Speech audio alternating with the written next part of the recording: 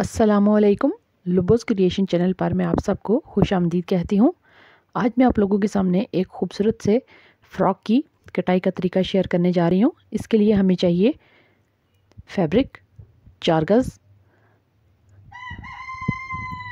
आप अपनी रिक्वायरमेंट के मुताबिक कपड़े की लंबाई और चौड़ाई के हिसाब से फ्रंट और बैक दामन की कटाई कर लें। फ्रंट और बैक दामन की कटाई करते वक्त आपने बैक दामन को 2 इंच फ्रंट दामन की निस्बत लंबा काटना है। यहाँ पे मैं 48 इंच लंबाई ले रही हूँ फ्रंट दामन की और 50 इंच लंबाई ले रही हूँ मैं बैक दामन की। फ्रंट और बैक दामन दोनों को अलग अलग तरीके से कटाई करेंगे।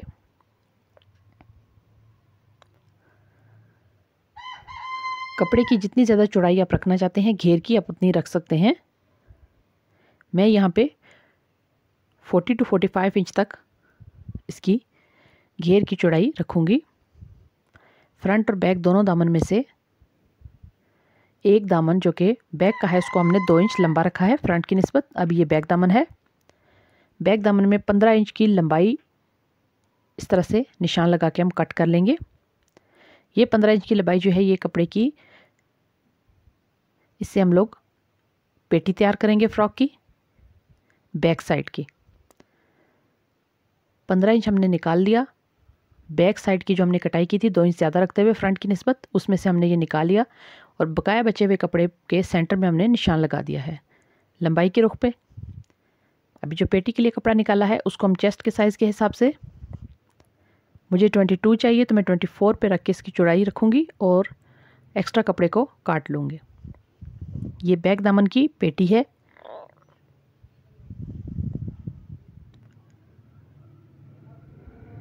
चेस्ट का साइज़ मेरे पास 22 आ रहा है तो मैं उसमें 2 इंच का सिलाई का मार्जिन ऐड करते हुए 24 इंच चौड़ाई और 15 इंच लंबाई के साथ बैक दामन की ये पेटी की कटाई कर लूँगी। अभी बैक दामन की पेटी की कटाई करेंगे। शोल्डर जितने भी आपको चाहिए, मुझे यहाँ पे 15 इंच चाहिए। सिलाई का मार्जिन ऐड करते हुए कपड़ा चूँकि ये 2 तह में पड़ा है तो जितना भी आपकी शोल्डर की मेजरमेंट होगी उसको आप 2 पे डिवाइड करेंगे। 15 होगी तो आप 7.5 पे निशान लगाएंगे, 16 होगी तो आप 8 पे निशान लगाएंगे। आर्म होल की लेंथ मुझे चाहिए 9.5 इंच, उसी हिसाब से निशान लगाएंगे और ये बैक पेटी की कटाई कर देंगे। ऊपर से शोल्डर की डाउन कटिंग करेंगे 1/2 इंच तक।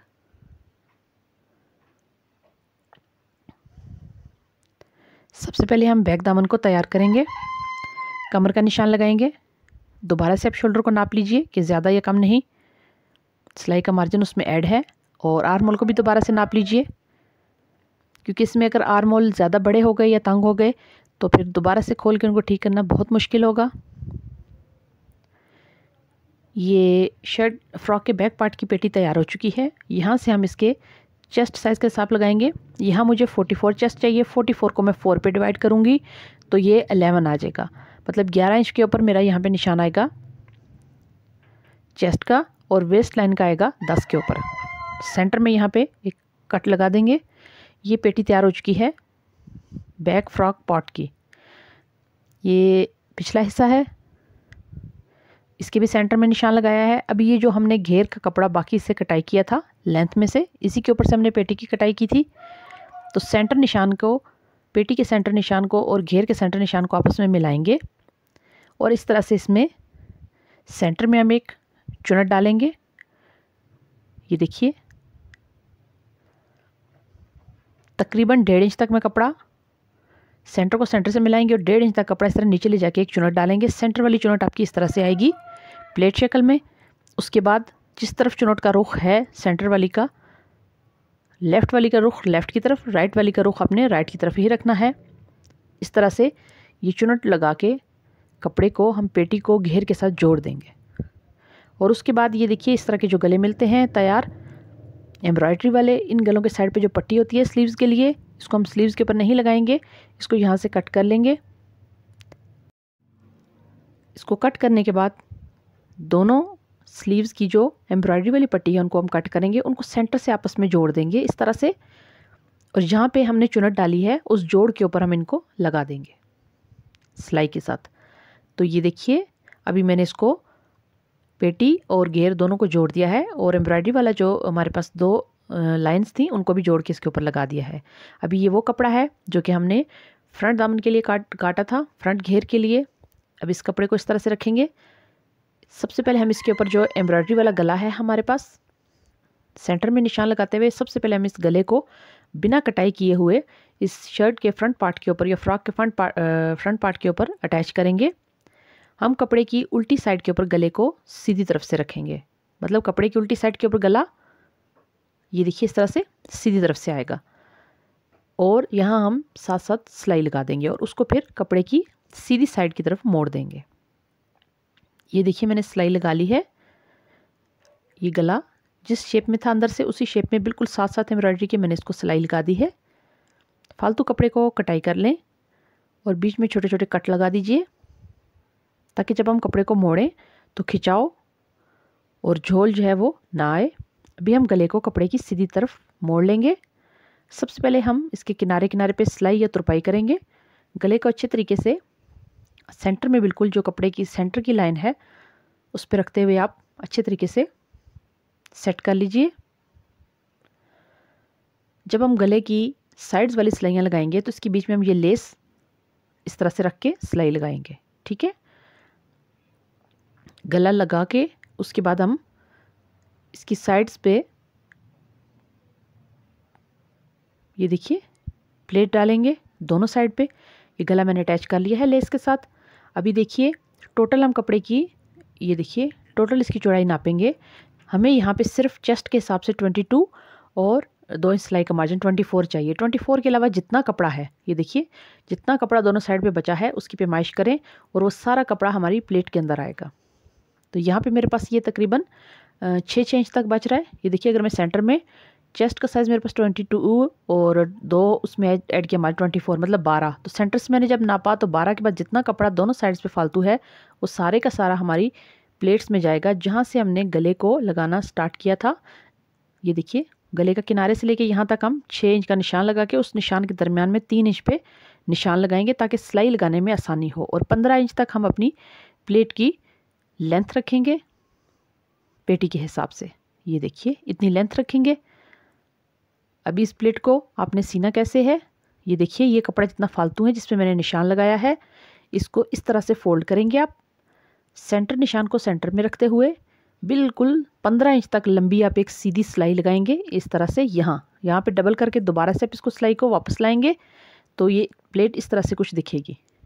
फिर नीचे जो प्लेट का कपड़ा है उसको हम दोनों तरफ इक्वली करते हुए मेंटेन कर लेंगे। ये देखिए दोनों प्लेटें मैंने सी ली हैं। अभी आपने क्या करना है ये जो अपने प्लेट का कपड़ा रखा है नीचे की तरफ इसको अपने किसी एक तरफ नहीं सेट कर देना। आपने इस प्लेट के कपड़े को ये देखिए ये जो सिलाई लगाई है मैंने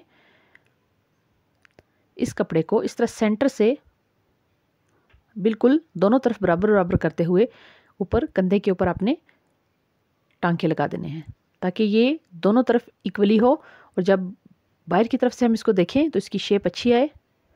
तो ये हमारी फ्रंट जो हमारा दामन है फ्रॉक का जो फ्रंट घेर है वो तैयार हो चुका है। अभी हम इसकी कटाई करेंगे। कटाई करने के लिए जो बैक दामन की हमने पहले से कटाई की थी उसको फ्रंट दामन को हम इस तरह सेंटर से फोल्ड करके रखेंगे और बैक दामन को इसके ऊपर रखते हुए उसी के हिसाब से कटाई करेंगे। शोल्डर की डीप कटिंग सिर्फ एक्स्ट्रा हम बाद में करेंगे। फ़िलहाल बिल्कुल सेम इसी की लेंथ और विड्थ के मुताबिक हम कटाई कर लेंगे। इसकी कटाई हमने चूँकि पहले कर ली थी। ये बैक दामन को मैंने फ्रंट दामन के ऊपर बिछा दिया है अच्छे तरीके से सेट करके। अभी आप इसकी कटाई कर लीजिए उसी के मुताबिक इस तरह से। शोल्डर की डाउन कटिंग भी कर लीजिए।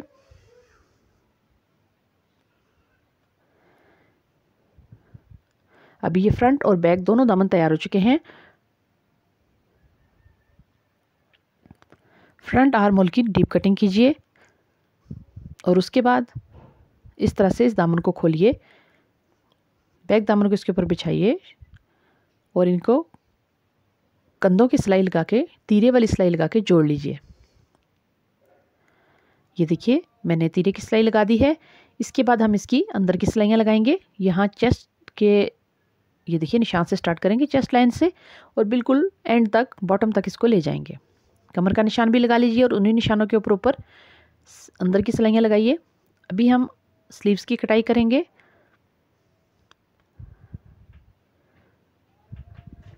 ये छोटे अरज़ में कपड़ा था, ज़्यादा इसका अरज़ बड़ा नहीं था, 4 गज़ कपड़ा।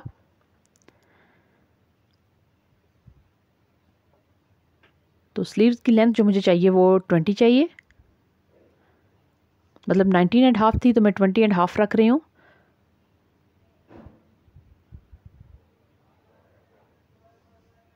इस तरफ से 3 इंच छोड़ते हुए मैं इसकी आर्म होल वाली साइड से कटाई करूँगी इस तरह से, और सेंटर से थोड़ा सा कर्व देते हुए फिटिंग के लिए बेल शेप में इसको कट कर लेंगे। अभी ये बैक गला है, ये देखिए बैक गले को इस तरह से आप रखेंगे और फ्रंट गले के निस्फ तक आप इसको काट सकते हैं। यहाँ पे मैंने निशान लगाया है, ये देखिए। ये गला बनाने का सबसे इजी तरीका है। इस तरह से आप इसको थोड़ी सी डीपनेस देते हुए कटाई कर लें। क्योंकि इसके आगे जो एम्ब्रॉयडरी वाला गला लगा है वो बहुत भारी है, तो अगर हम पिछले गले की कटाई कम करेंगे तो कमीज़ हमारी आगे को ढलकेगी। अभी ओरे पट्टी लेके आप इस गले को तैयार कर लीजिए और स्लीव्स को फ्रॉक के साथ अटैच कर लीजिए। अभी स्लीव्स के फ्रंट पे हमने किस तरीके से लेस को और पल्टा पट्टी को लगाना है। ये देखिए लेस कपड़े की सीधी साइड है स्लीव्स की, इसके ऊपर हम लेस को बिल्कुल सीधा रखेंगे, ठीक है। अभी ये पल्टा पट्टी लेंगे, किसी भी कलर की आप ये लगाना चाहते हैं आप लगा सकते हैं, कंट्रास्ट में या मैचिंग में। लेस के सेंटर में इसको रखते हुए हम सिलाई लगाएंगे इस तरह से। सिलाई लगने के बाद हम इसको नीचे की तरफ मोड़ देंगे तो ये ऑटोमेटिकली देखिए बहुत खूबसूरत सा इसका ये देखिए डिज़ाइन बन जाएगा। मैं आपको मशीन पे दिखाती हूँ। ये देखिए स्लीव्स का, ये स्लीव्स का फ्रंट किनारा है हमारे पास। इसके ऊपर लेस को सीधे कपड़े के ऊपर लेस को सीधा रखेंगे, मतलब जो ऊपर आपको लेस का हिस्सा नज़र आ रहा है वो लेस की उल्टी साइड है, ठीक है। सीधी साइड को कपड़े के साथ बिल्कुल टच करके रखेंगे इस तरह से। अभी ये जो पल्टा हमने जिस कपड़े का भी देना है, गुम सिलाई के साथ ये लेस लगाएंगे। आप इस तरीके से पाइपिंग वगैरह भी लगा सकते हैं। इस तरह से थोड़े से कपड़े को फोल्ड करेंगे, लेस के सेंटर में रखेंगे और सिलाई लगा देंगे। टांका आपने नॉर्मल रखना है, छोटा टांका नहीं रखना। अभी पहले कपड़े के ऊपर लेस को रखेंगे, उसके बाद ये जो पल्टा पट्टी है इसको हम रखेंगे लेस के सेंटर में और सेंटर में ही सिलाई लगाते जाएंगे। बिल्कुल इसी तरीके से आपने फ्रॉक के घेर को भी तैयार करना है। फ्रॉक के जो बॉटम वाला हमारा पूरा घेर है उसको भी बिल्कुल इस तरह पल्टा पट्टी और सेंटर वाली लेस के साथ हमने तैयार करना है। घेर और आस्तीन दोनों को एक ही तरीके से तैयार करेंगे। इस तरीके से घेर थोड़ा भारी भी हो जाएगा और उसकी जो लुक है वो अच्छी आएगी। ये देखिए इस तरह से सिलाई लगाएंगे। ये 2 सिलाइयों में ही आपका घेर जो है वो तैयार हो जाता है, या अगर आप इसको आस्तीन के फ्रंट पे लगाना चाहते हैं तो भी बहुत इजीली ये तैयार हो जाता है। मैं आपको यही बोलूँगी कि आप सेम कलर का धागा इस्तेमाल करें। मैं सिर्फ यहाँ आपको समझाने के लिए इस तरह धागा इस्तेमाल कर रही हूँ। अभी ये देखिए लगाने के बाद ये लेस को हमने लगाया है। अभी इस कपड़े को, पलटे वाले कपड़े को थोड़ा थोड़ा फोल्ड करेंगे और यहाँ पे इसके किनारे पे सिलाई लगा देंगे। तो ये 2 सिलाइयों में पलटा भी लग गया और गुम सिलाई के साथ हमारी लेस भी इसके साथ अटैच हो गई। ये देखिए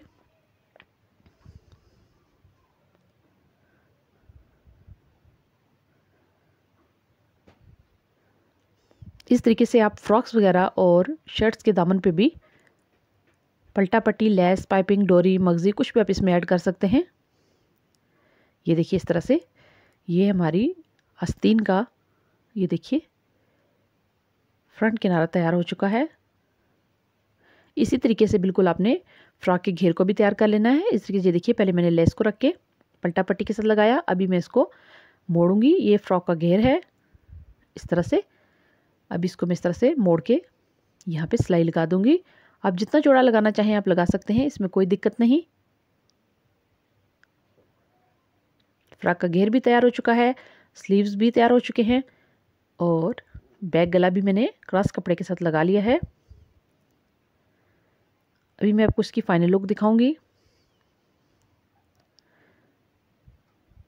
कि 20 से 25 मिनट के अंदर ये खूबसूरत सा फ्रॉक तैयार हो गया है। ये देखिए, ये आपके सामने है। फ्रंट बॉक्स प्लीट के साथ फ्रंट पे हमने 2 प्लीट्स डाली हैं और बैक पे हमने सादा चुनट और पेटी के साथ इसको अटैच किया है। तो ये खूबसूरत सा नया एक डिज़ाइन, ये देखिए, ये बहुत ही प्यारा लगता है। आप फिटिंग के लिए कमर में डोरी भी लगा सकते हैं, टसल वाली जो फैंसी डोरी होती है आप उसको भी लगा सकते हैं। तो ये देखिए, इस तरह से ये खूबसूरत सा फ्रॉक तैयार हो चुका है। उम्मीद करती हूँ आपको आज की वीडियो अच्छी लगी होगी।